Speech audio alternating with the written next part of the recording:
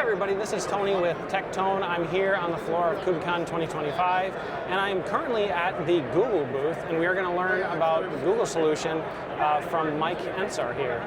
Mike, can you take it away? Sure, absolutely. So my name is Mike, tech lead for Google Distributed Cloud. What we're doing at Kubernetes is we're developing a new area of compute.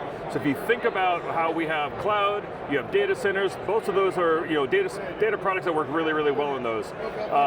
What we're ended up doing here, what we're doing here is we are now developing something more for like what is the machine under the manager's desk, right? That whole compute area, when you're thinking about widely distributed, it's not really well, it's not really well put together in the industry. So what we've created here is a Kubernetes cluster that is set up to be for hundreds, thousands, or even tens of thousands of locations.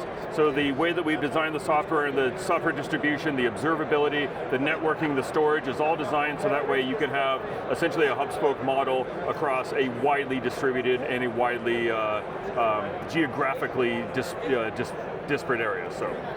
Okay, and the platform is Kubernetes based. It is Kubernetes based. And what is the interface? Am I knee deep in CLI? Am I in a GUI? How am I? Great thing is that you can interface with the GUI online. You can do the Cloud Console if you want to.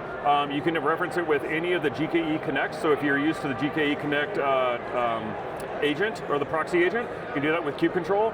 You can interface it with any of your GitOps. Like we use config sync, and that's actually a great distribution pattern for a pull-based configuration, especially when you're looking at thousands of locations. It works at a really good pattern. You can also do it via just straight kube control. You can actually SSH in a box and do something with it. So you kind of can pick and choose what best fits the type of model that you're working with.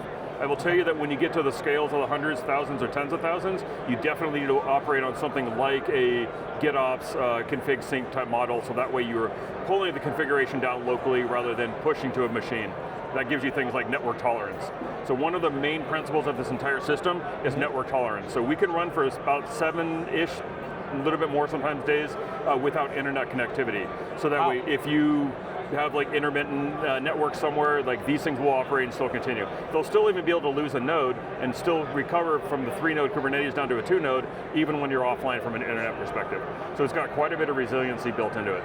And then along with that, we have all of the observability aspects you would want of like, how many nodes do you have? What's the CPU, the disk, the RAM, the temperatures, all that kind of stuff is then exported back up into GCP.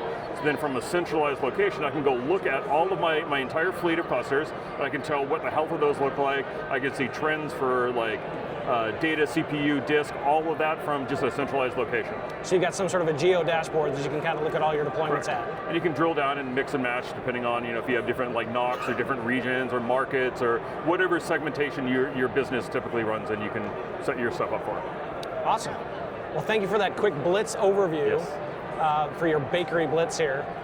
My quick question here at the end is something to throw all of my guests, just a quick little, what is your favorite cookie? I like chocolate chip walnut. Oh, that's an interesting one. Yeah.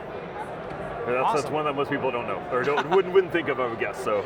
All right, well, thanks for your time, Mike. I appreciate it. Absolutely, thank you.